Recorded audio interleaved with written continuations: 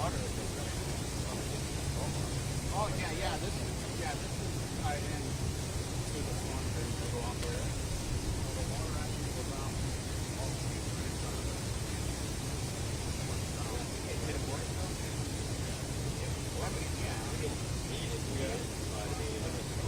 Yeah, when that's dirty, I've been here 12 years.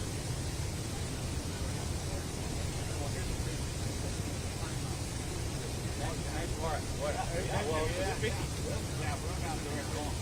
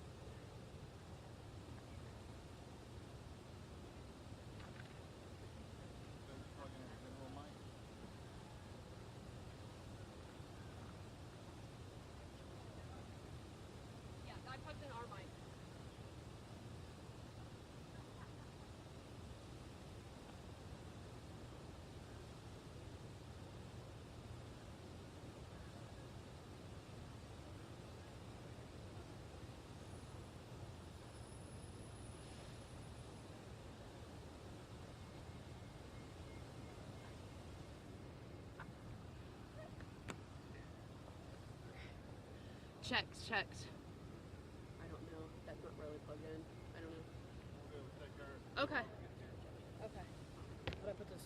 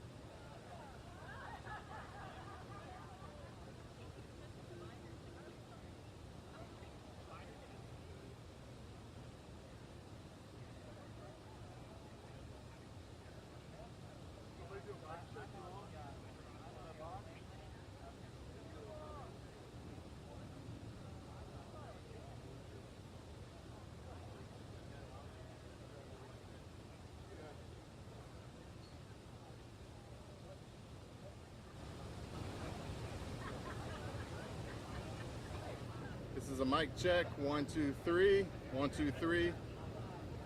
This is a mic check. 10, 9, 8, 7, 6, 5, 4, 3, 2, 1. Very low. Mic check. Is it low? Now I'm at 100. Low. Where are you at, Robert?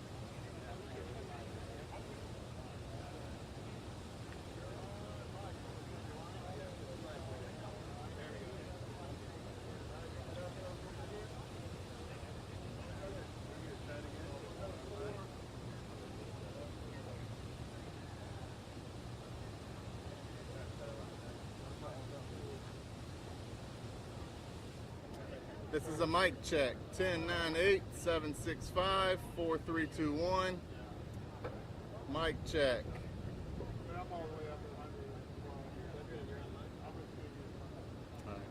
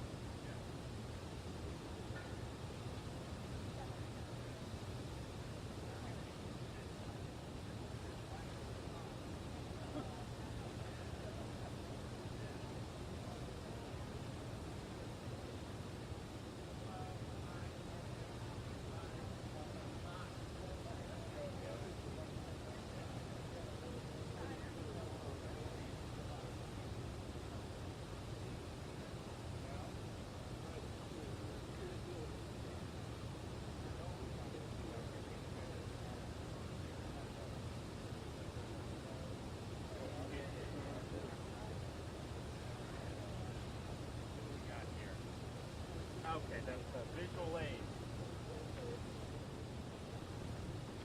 All right. Too hot with temperature. Okay, I can ad lib. Well, good afternoon. Obviously, we're here in Bradenton in front of the hospital. I'll talk a little bit more in a minute. But just in terms of Manatee County, I was just at Two Rivers Mobile Home Park. We walked the streets there, talked to some of the residents. They're actually working really hard to fix up their places, but giving them information on some of the things that are going to be done. I know the city's going to be working on some stuff. FEMA has approved us for individual assistance. We're also working on the transitional housing, which hopefully will be approved very soon. We have 100% power restored in Manatee County for accounts that can receive power. So if you don't have power, it may be because you had a lot of water damage, the underlying electrical infrastructure was damaged, and it may not be safe to receive power. In fact, they were in that mobile home park at Two Rivers. People would try to crank AC, smoke, this and that. So there's just going to be some issues with receiving power. But the availability of power in Manatee County is now 100%. We also will, by the end of today, have all state roads cleared and open. We did reopen the section in Sarasota on Gulf Drive there with Longboat Key. That'll also extend all the way through here in Manatee with Anna Maria Island. Massive amounts of sand dumped on the shore, the roads, and the other places there in the barrier island. So they had to bulldoze 4 or 5 feet of sand off the roads and some of there. We also had structural damage in portions of the road. Our guys went in there and are fixing that very, very quickly, and we're happy for that to be the case. We have pods set up now, and we have 33 different pods. We're probably going to be retrenching some of those because fortunately we put pods in areas that didn't get hit as bad, like Leon County and some of the others. But for the areas that are in need of that, we do have them in Manatee, we have them in Pinellas, we have them in other counties around this area. You know, we'll keep doing that mission as long as it's needed, and we're happy to do that mission. We're here, well, before I get to why we're here, because we had a very robust rescue mission as soon as the storm hit. You had sheriff, police here in Manatee, Sarasota, Pinellas, Hillsborough, Pasco, all the way through the Big Bend, and then our state assets, State Guard, National Guard, Fish and Wildlife, all the different highway patrol, everything that we have to bring to bear came in, and there were thousands of rescue missions that were successfully completed. That was great. A place like Taylor County, which was ground zero, 15 plus feet of storm surge, they had 0 fatalities for a surge that was monumental. So hats off to everybody involved with that. But because there wasn't a demand for rescue operations pretty shortly after the storm, we quickly recognized that there was a demand for ongoing rescue operations in western North Carolina. So we launched Operation Blue Ridge. We have State Guard, we have National Guard, we have Fish and Wildlife. They are on the ground. We have a way for people to sign up, just like we did when we rescued people out of Israel, just like we did when we rescued people out of Haiti. You can sign up, and we potentially can bring a Chinook helicopter or a smaller bird to come lift you out. I don't think you're going to be able to get very many people out on cars right now. A lot of the roads have been destroyed in that part of the state of North Carolina. So it's a really serious issue. There's a lot of people that still need to be rescued. Some people may want to hunker down and just want some supplies, but you're going to have to airlift in the supplies too.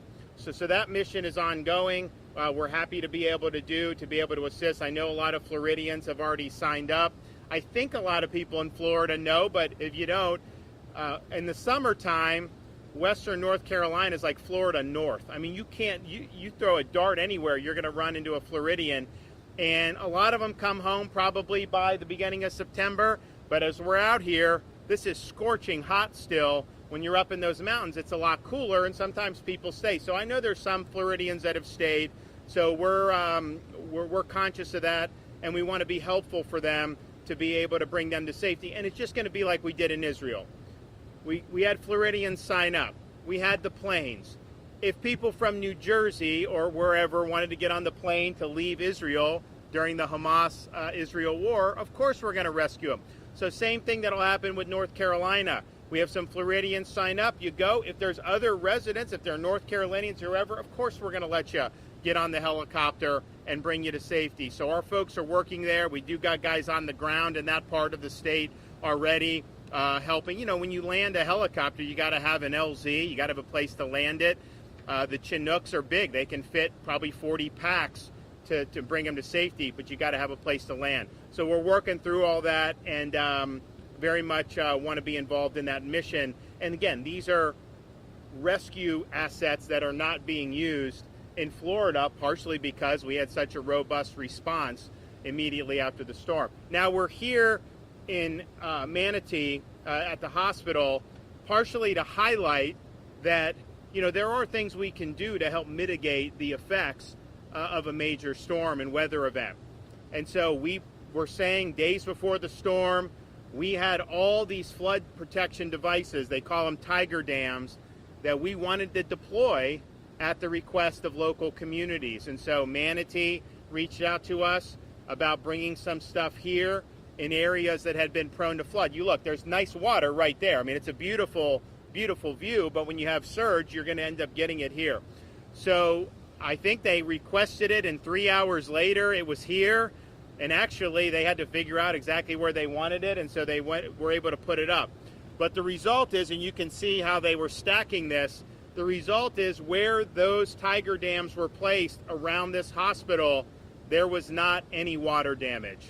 So this worked. We also did it at one of the fire stations in Tampa, and it worked there with no water damage. And so I think this is something that not only can be applied to critical infrastructure and things like hospitals and first responders, but it could be used in residential communities. I mean, if you had the Tiger Dams in some of these areas that were low-lying, like we were in Pasco right on the water, you know, the water went up 3-4 feet. You have the Tiger Dam and you don't get any intrusion into your home or very minimal. That is a huge, huge difference. So I appreciate the folks that helped make this happen. It has been effective. Anywhere it was done was basically effective. We know, look, we don't know if we're going to get any more storms this season. There's some stuff brewing right now. There's nothing definitive. We thought maybe it would form. It hasn't formed. It kind of got pushed back, I guess, 24 hours to where maybe it doesn't impact Florida at all. Maybe it doesn't form at all, but maybe it does. So we'll be ready for that. But we do want to make sure people know, that we have an ability to mitigate some of the effects of these. And look, this was a big surge. It came, it just was bubbling up right as high tide was. So there's a lot of factors involved to make this really significant. But the fact that you could do that here and have no real water damage where those devices were deployed, that's a big, big deal. So we are going to continue to with our relief efforts. We do have stabilization. Thankfully, there's not a need for ongoing rescues. Our rescues are basically focused on the Floridians that sign up in Western North Carolina. But we're also watching the weather. And if we have to do preparations for another storm, we hope not. We hope not. People are saying prayers, pray that we don't have to do that. But if we have to, we'll be ready to get that job done. Okay, Kevin Guthrie, do you want to come up? Yes, sir. I'll just talk briefly, Governor, about, just again about the Tiger Dam. To the Governor's point, we have over 7 miles of this sitting on the shelves in our central warehouse inside of Orlando. Again, want to thank Manatee Hospital for taking us up on the offer, and I know Secretary Weta helped out with that. I believe this is actually your second time deploying it here. You were the very first piece of critical infrastructure that ever deployed it. And again, we had to save then, we got to save now. So really, really appreciate that. The forward-leaning efforts of Manatee County Emergency Management, Public Safety, and the hospital. The fire rescue station in the Hillsborough area is fire station number 29. That was a save. Again, I know you guys are going to want to know what fire station it was. You can go look at it, but it was fire station number 29 in the Hillsborough County area. Want to just take just a couple of minutes. If you've been a victim of this, you're a disaster survivor, you've had some type of flood inundation, you've had some costs that you've had to pay out, you can go ahead. Individual assistance is turned on in Manatee County, also Sarasota. Just about everything in the Tampa Bay media market is turned on, with the exception about Polk County. But you guys can go and apply at disasterassistance.gov at the FEMA website. You can also go to the FEMA app and call in on their 1-800 number.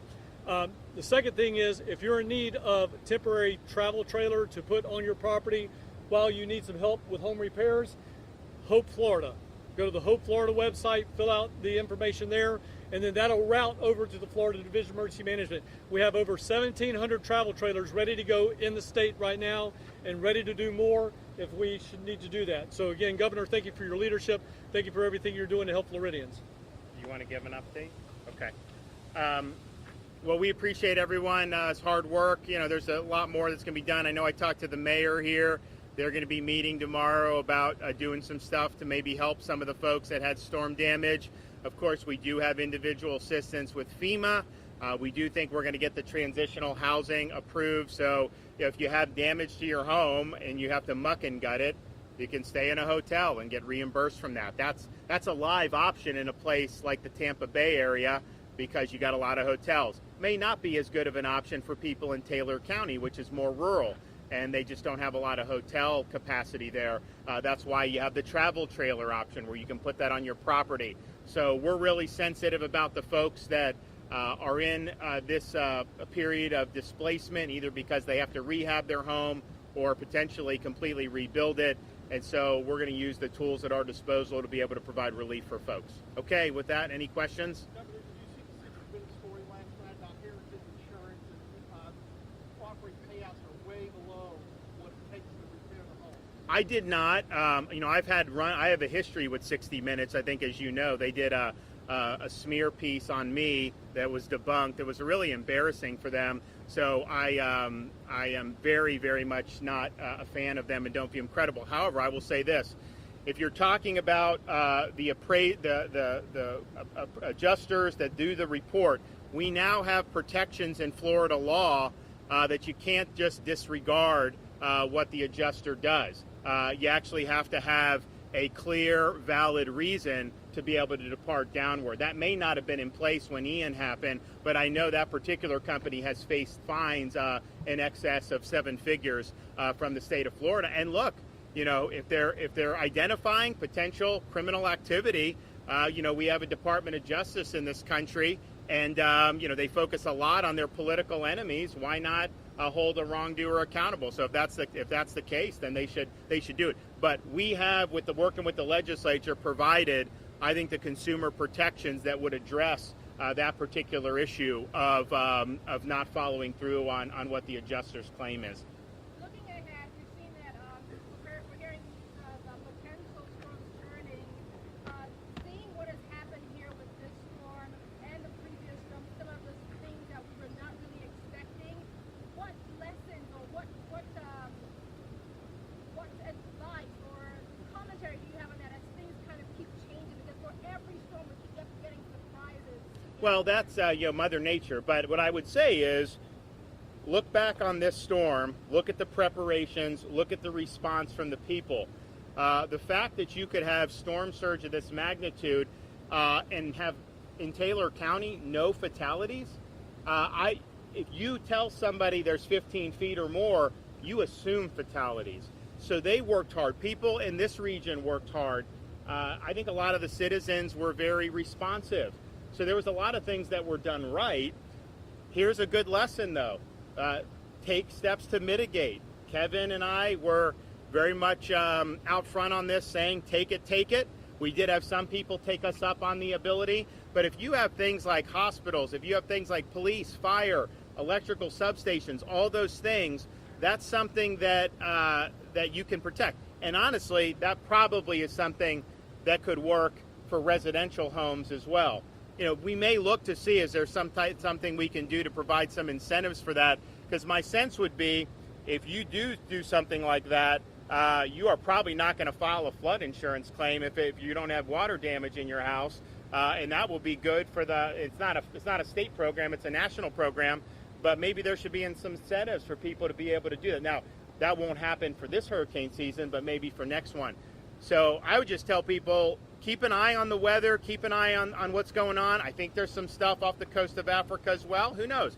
We have a hurricane that just went out. It's a fish storm. It's out in there now, and we think some of these others may turn up. In the Caribbean, similar things to what we just faced, potentially not. Too soon to tell, but just know that it is a possibility. We know it's a possibility, and if it comes to the point where we have to mobilize, we will mobilize. That's just what we do. What is the process for applying to the Tiger Dam?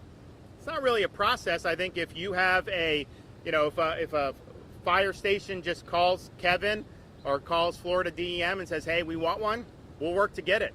I mean, you guys got it, I think, in 3 hours from the request till it brought here on the front doorstep. It was 3 hours. I mean, that's pretty remarkable that was be done. So yes, there's not a formal process. If you have critical infrastructure, we want to do it. We are also, and I don't know if we'll be able to do it for this hurricane season, I do think at a minimum, we were talking about piloting something in maybe a low-lying residential area and seeing that how that would work around some of those homes. Because we were just in Pasco County.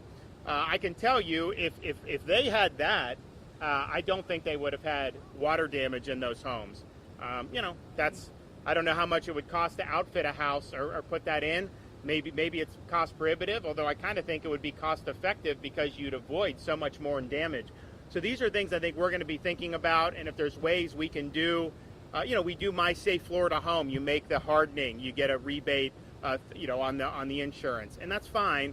But this would be something where it would potentially preempt you from even having to file a claim, to preempt the damage entirely, and that's, I think, would be a good thing for everybody. So we'll, I think this shows a lot of promise. I think you're going to see a lot of use of this in the future. Governor, were you surprised at the extent of the impacts, given how far away we are from the eye of the storm?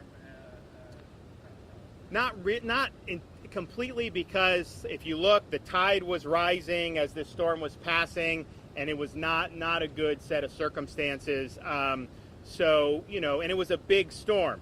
It wasn't as powerful as Michael or Ian or Andrew or some of the ones we've had in the past, but it was powerful and it was big. And I think that's the difference. Some of these storms are very small. Hurricane Michael was very small. Where it hit was devastating, but it didn't have the reach to be able to do. This storm, the wind stretched out hundreds of miles, and that churns up stuff here. Tampa Bay is very low lying. Anytime you do hurricane scenarios, you look at Tampa Bay and the surge as being potentially our worst case scenario just because of how vulnerable it is. There's so many areas that are vulnerable to storm surge here. Okay, thanks so much. We'll have more tomorrow. All right. Oh, thank you.